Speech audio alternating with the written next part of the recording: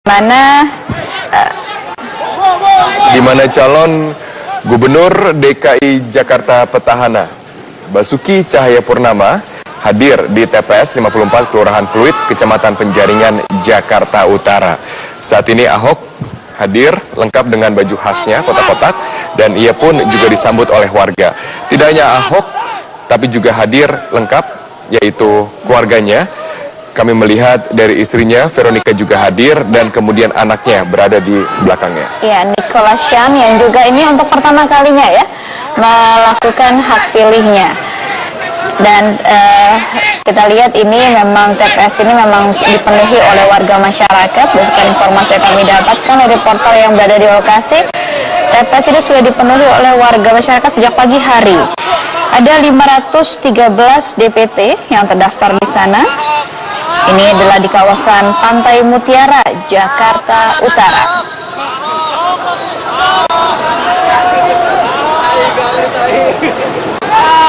Dan saat ini Ahok sedang menunggu giliran untuk mendapatkan surat suara bersama-sama dengan istri dan anaknya.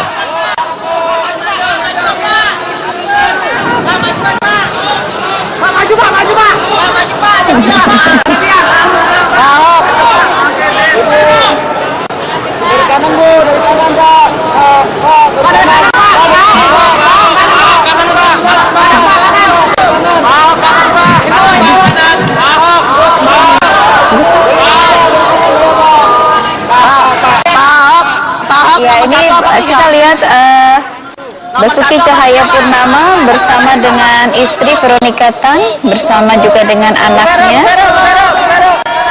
Nikolasyan, di mana anak dari Basuki Cahayapurnama Nikolasyan ini adalah anak sulungnya yang juga ini baru pertama kali menggunakan hak pilihnya. Saat ini tampaknya mereka begitu kompak dengan baju khas dari Basuki Cahayapurnama dan Jarod Saiful Hidayat, yaitu kotak-kotak.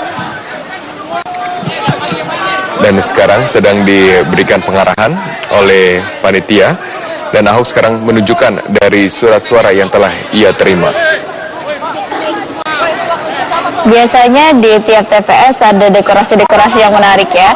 Tapi kalau dilihat ini di beberapa TPS dari para pasangan calon tidak ada dekorasi-dekorasi yang tampak menonjol begitu ya. Tampak biasa saja.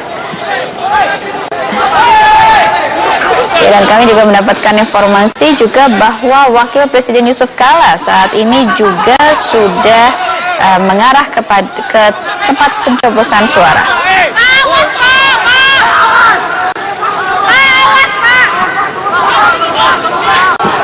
Nah, kami menghadirkan dua gambar. Yang pertama adalah di kawasan Jakarta Utara, tepatnya di kawasan Pantai Mutiara, tempat Ahok untuk memilih, dan di sebelahnya adalah lokasi di mana Wakil Presiden Yusuf Kala juga berpartisipasi dalam pencoblosan Pilkada DKI Jakarta 2017. Di Kelurahan Pulo, Kebayoran Baru, Jakarta Selatan, Wakil Presiden Yusuf Kala akan mencoblos di TPS 03.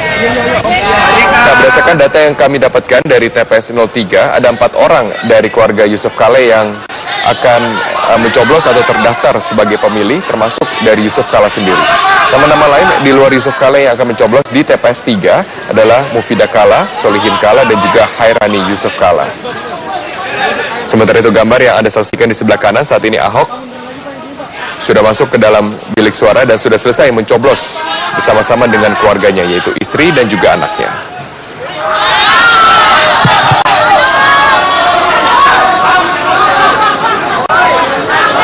Kemudian momen ini diabadikan oleh para pewarta yang berada di sana. Sebelum sesaat lagi mereka akan memasukkan surat suara ke dalam kotak suara.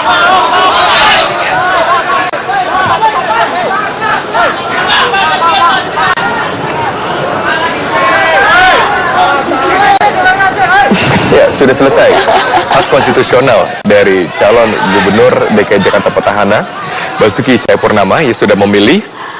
Apakah Pak Ahok ini juga akan punya gaya untuk menorehkan tinta yang berbeda juga? Oh, ternyata sama ya, memilihnya di kelingking.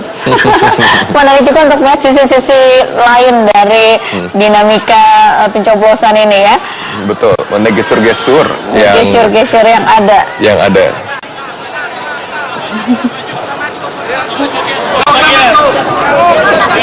Baik, ini dua suasana yang berbeda kami tampilkan. Pertama ini adalah TPS di mana tempat Basuki Cahayapurnama beserta dengan keluarga melakukan hak pilihnya.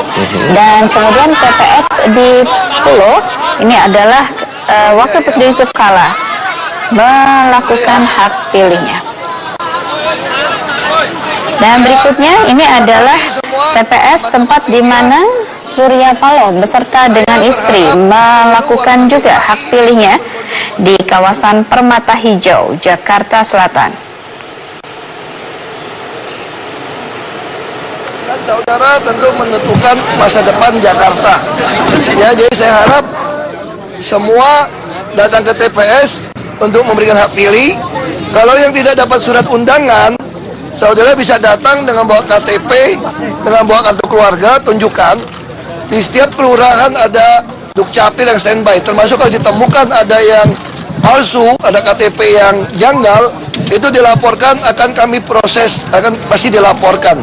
Ya, jadi sekali lagi kita himbau seluruh warga DKI untuk datang ke TPS memberikan hak suara, dan tentu kami berterima kasih untuk keadaan yang dijaga dengan baik secara bersama.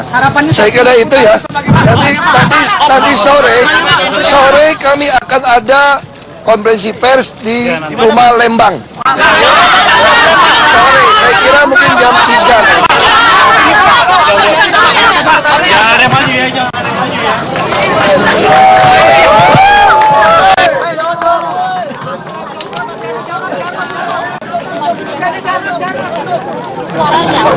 Hasil dari pernyataan yang disampaikan Ahok kepada publik bahwa nanti untuk informasi mengenai dinamika yang terjadi dalam Pilgub DKI Jakarta sepanjang hari ini di hari pemilihan akan disampaikan langsung dari Rumah Lembang, itu posko pemenangan tim Ahok Jarot. Dan sementara itu juga saat ini kami bergabung bersama dengan rekan kami Eva Wondo yang saat ini juga memantau dari TPS di mana Ketua Umum Partai Nasdem Surya Paloh mencoblos, yaitu di kawasan Permata Hijau. Baik, Eva Wondo, silahkan. Bagaimana suasana di TPS tempat Surya Paloh melakukan hak pilihnya pada hari ini? Ya, Robert dan Prita, saat ini Ketua Umum Partai Nasdem Surya Paloh bersama istrinya Roswita Barak Surya Paloh dan anaknya Prananda Surya Paloh telah menyampaikan hak suaranya di TPS 02 Kelurahan Grogol Utara, Kecamatan Kebayoran Lama, Jakarta Selatan untuk memilih Gubernur dan Wakil Gubernur DKI Jakarta periode tahun 2017-2022 mendatang. Saat ini kami sudah bersama dengan Ketua Umum Partai Nasdem Surya Paloh. Pak Surya, bagaimana Bapak melihat perjalanan demokrasi di Indonesia, terutama terkait dengan Pilkada serentak 2017 ini? Saya pikir kita semua sepakat penuh dengan dinamika yang luar biasa ya. Hingga tidak salah kalau kita juga mengkhawatirkan bahwa dinamika yang luar biasa ini kalau tidak dimanage secara baik akan banyak merugikan kita dalam kehidupan kebangsaan yang kita sayangin, yaitu mengganggu persatuan yang kita milikin. Tetapi syukurlah, saya berharap dan saya penuh dengan optimisme, mudah-mudahan dengan terlaksananya pelaksanaan pilkada serentak pada hari ini dan suasana kebatinan kita yang barangkali penuh dengan kedamaian, saya yakin dan percaya insya Allah kita akan kembali merajut seluruh kemampuan dan kekuatan anak bangsa kita ini dengan menempatkan semangat persatuan di atas segala kepentingan yang ada. Baik, Pak, terkait dengan dinamika yang terjadi di Pilkada serentak 2017 ini, terutama di DKI Jakarta, bagaimana tanggapan Pak Surya? Saya pikir memang itu hal yang boleh dikatakan cukup mencemaskan juga, karena bagaimanapun juga kalau hanya masalah dinamikanya menyangkut masalah perbedaan pendapat, saran, pandangan, ya kan, pilihan, saya pikir itu wajar sekali dalam sistem demokrasi yang kita miliki dan memang seharusnya demikian.